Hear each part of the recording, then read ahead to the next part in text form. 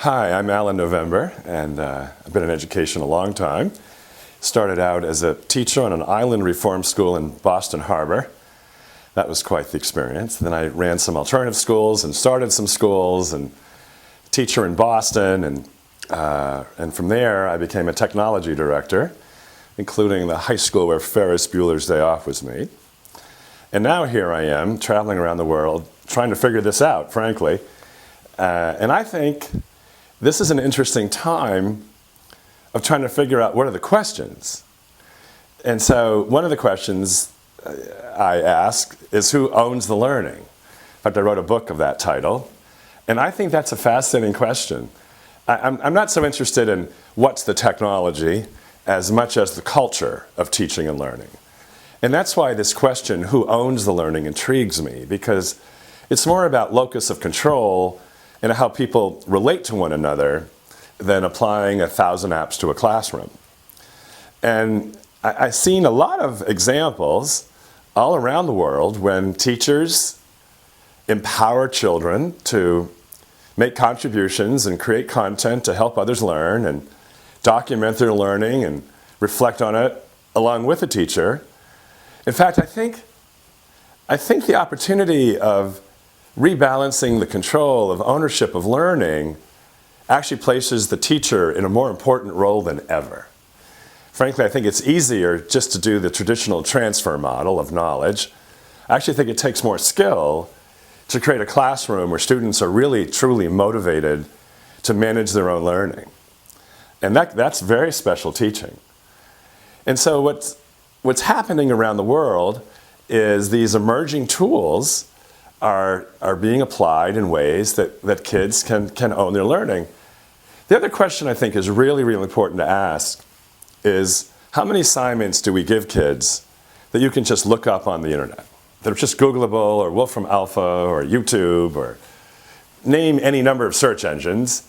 And between a combination of them, I've asked kids, what's your percentage of assignments you get that you can just find the answer? And most kids tell me between 85 and 95% are Googleable. I don't know if that's true, but that's what the kids think. And if that's close to being true, then I think one of the questions we've got to ask is, in the age of the internet, are we giving kids assignments that were invented before the internet? And maybe the real work in front of us isn't learning technology, new technologies, as much as it's figuring out how to redesign our assignments that we give kids. For example, I'll ask kids to show me where you did a search and you just found the answer, an assignment, and you got an A. So this boy, 17-year-old AP history student, says he got an A on his, what was that? His paper on the Iranian hostage crisis. And I said, well, show me the search, do the search. So he types in literally Iranian hostage crisis. I actually think that's what most kids do. They take their teacher's assignment and they type it into Google without realizing that Google can't read English or any language. So he types it in. And one of the interesting questions, again, I think teachers should ask is what's missing? Because kids only look at the top screen of results. They're not going past that. And when you look at the Iranian hostage crisis, at least in North America, you don't get any sources from Iran. They're completely missing, and they're all Western sources. Now, before the internet, that was fine.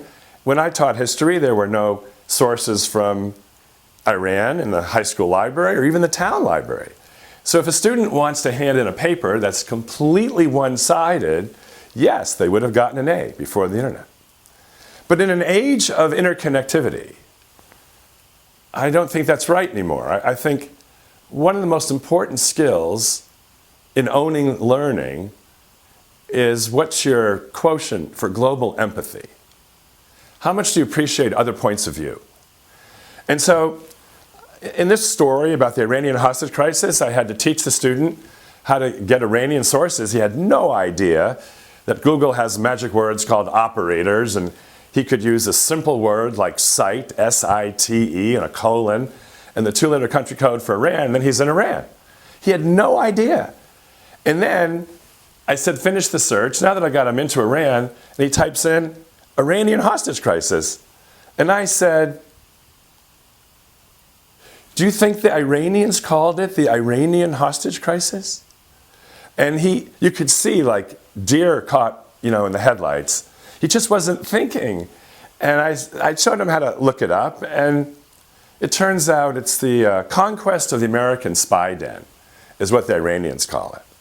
So the search, if you want it to be balanced, requires that you understand some of the mechanics of Google and its algorithm, and you have to get into Iran, and then it requires some critical thinking about perspective, and that you have to sort out that your perspective may not be the perspective of the dominant source of where that took place, conquest of the American spy den. And when you do that kind of search, there's just no overlap between the teacher's assignment and what you actually need to pursue. So I use that as a placeholder example that my biggest concern at this moment is that we have a lot of kids who are overconfident about their use of technology. And I am convinced that there is a myth going around that digital natives really understand what they're doing. I just think that's a myth. And I think it looks like they know what they're doing, but when it comes to critical thinking and even understanding the algorithm of Google, which they use every day, they really don't know what's going on. And so I think our students need us more than ever. And it's not that they're more clever than we are about technology at all. In fact, that overconfidence that students have, I think, is quite dangerous. So I think one of the real challenges is figuring out what's the design of an assignment in the age of the internet. Match the power of all that information. And of course, the downside, as I said, is just look it up.